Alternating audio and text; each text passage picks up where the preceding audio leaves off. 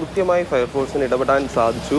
കൃത്യമായി ഫയർഫോഴ്സ് എത്തി ആ ഒരു സ്ഥിതിയുടെ അതായത് സമീപ പ്രദേശത്ത് സൂചിപ്പിച്ചതുപോലെ തന്നെ പെട്രോൾ പമ്പ് ഉള്ളത്, അല്ലെങ്കിൽ പുറകിൽ വീടുണ്ട്, അപ്പുറത്ത് ഹോട്ടൽ പ്രവർത്തിക്കുന്നുണ്ട്. അത്തരത്തിൽ ഇത്തരം സ്ഥാപനങ്ങളൊക്കെ ഉള്ളത് ഒരുപക്ഷെ ഈ തീ വലിയ തോതിൽ പടർന്നിരുന്നെങ്കിൽ അതൊരു വലിയ വിപത്തായി മാറാൻ സാധ്യതയുണ്ട്. അപ്പോൾ അത്തരത്തിലുള്ള ഒരു കാര്യങ്ങളിലേക്ക് കടക്കാതെ പൂർണ്ണമായിട്ടും ഈ തീ നിയന്ത്രണ വിധേയമാക്കാൻ സാധിച്ചത് ഫയർഫോഴ്സിൻ്റെ കൃത്യമായ ഇടപെടൽ തന്നെയാണ്.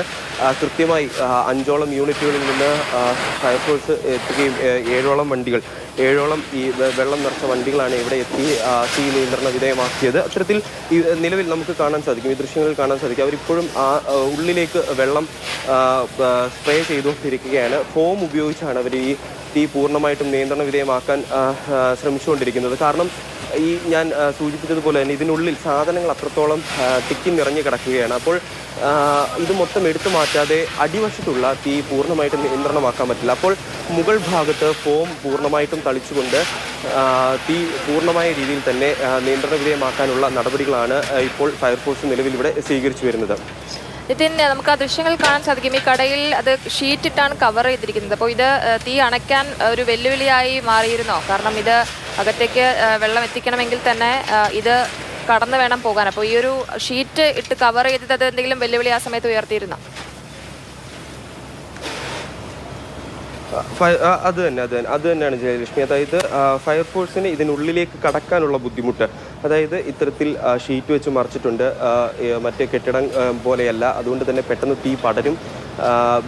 അതുപോലെ തന്നെ ഇതിനുള്ളിൽ ഞാൻ സൂചിപ്പിച്ചതുപോലെ തന്നെ നമുക്ക് ദൃശ്യങ്ങളിൽ കാണാൻ സാധിക്കുന്നത് പോലെ തന്നെ സാധനങ്ങൾ ഇത്രത്തോളം തിക്കി നിറച്ചിട്ടിരിക്കുകയാണ്. ഈ ഫർണിച്ചറുകളുടെ ബാക്കി വന്ന സാധനങ്ങളും അതുപോലെ തന്നെ മറ്റ് പുതുക്കി പണിയാനുള്ള ഫർണിച്ചറുകളും എല്ലാം തന്നെ ഇത്തരത്തിൽ തിക്കി നിറച്ചിട്ടിരിക്കുകയാണ്. അതുകൊണ്ട് തന്നെ ഇതിനുള്ളിലേക്ക് ഫയർഫോഴ്സ് കടന്ന് വേഗം തന്നെ ഒരു നടപടി സ്വീകരിക്കുക എന്നുള്ളതാണ് അവർക്ക് മുന്നിൽ വന്ന ഒരു വെല്ലുവിളി എന്ന് പറയുന്നത്. പക്ഷെ അത് വേണ്ട വിധത്തിൽ തന്നെ അവർ കൈകാര്യം ചെയ്തു. അതിന് മുകളിലൂടെ ഫോം കളിച്ച് മറ്റു കെട്ടിടങ്ങളിലേക്ക് ഇതിന് തൊട്ടടുത്ത് തന്നെ, അതായത് ഒരു മതിലിൻ്റെ വ്യത്യാസത്തിലാണ് ഒരു ഹോട്ടലിൻ്റെ വലിയൊരു ബിൽഡിങ്, ഒരു 2-3 നിലയോളമുള്ള ഒരു ബിൽഡിങ് പ്രവർത്തിച്ചു വരുന്നത്. അപ്പോൾ ആ ബിൽഡിങ്ങുകളിലേക്കൊന്നും തീ പടരാതെ പെട്ടെന്ന് തന്നെ നിയന്ത്രണ വിധേയമാക്കാൻ ഫയർഫോഴ്സിന് സാധിച്ചു. അത്തരത്തിൽ ഇപ്പോൾ നിലവിൽ അവർ ശ്രമിച്ചുകൊണ്ടിരിക്കുന്നതും അതുതന്നെയാണ്. ഈ സാധനങ്ങളൊക്കെ എടുത്തു മാറ്റി മെല്ലെ പൂർണ്ണമായിട്ടും തീ നിയന്ത്രണ വിധേയമാക്കേണ്ടതുണ്ട്. കാരണം ഈ സാധനങ്ങൾ എടുത്തു മാറ്റുമ്പോൾ നമുക്ക് ദൃശ്യങ്ങളിൽ കാണാൻ സാധിക്കുന്നത് പോലെ തന്നെ അടിയിൽ നിന്ന് താഴ്ഭാഗത്ത് നിന്ന് തീ മുകളിലേക്ക് ഉയർന്നു വരുന്നൊരു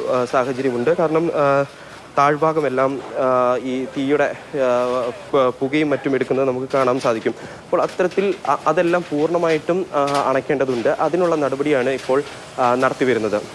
ശരി നിതിൻ, കൊച്ചി നഗരത്തിൽ യൂസ്ഡ് ഫർണിച്ചർ കടയിലാണ് ഈ ഒരു തീപിടുത്തം ഉണ്ടായത്. എറണാകുളം ടൗൺ ഹാളിനോട് ചേർന്നുള്ള കെട്ടിടത്തിനാണ് തീ പിടിച്ചത്. ഫയർഫോഴ്സ് സംഘം കൃത്യസമയത്ത് സ്ഥലത്തെത്തിയത് വലിയൊരു അപകടമാണ് ഒഴിവാക്കിയത്. കാരണം ഈ കടയ്ക്ക് സമീപത്തായിട്ട് ഒരു ഹോട്ടൽ സമുച്ചയം, അതേപോലെ തന്നെ വീടുണ്ടായിരുന്നു, 3 പെട്രോൾ പമ്പുകൾ സമീപത്തുണ്ടായിരുന്നു. അതൊരു വലിയ ആശങ്കയായിരുന്നു. എന്തായാലും പുലർച്ചെ 3 മണിക്കാണ് ഈ ഒരു തീപിടുത്തം ഉണ്ടായത്. എന്താണ് ഈ തീപിടുത്തത്തിന്റെ കാരണം എന്നതിൽ വ്യക്തത വന്നിട്ടില്ല. അത് ഇനി കണ്ടെത്തേണ്ടിയിരിക്കുന്നു.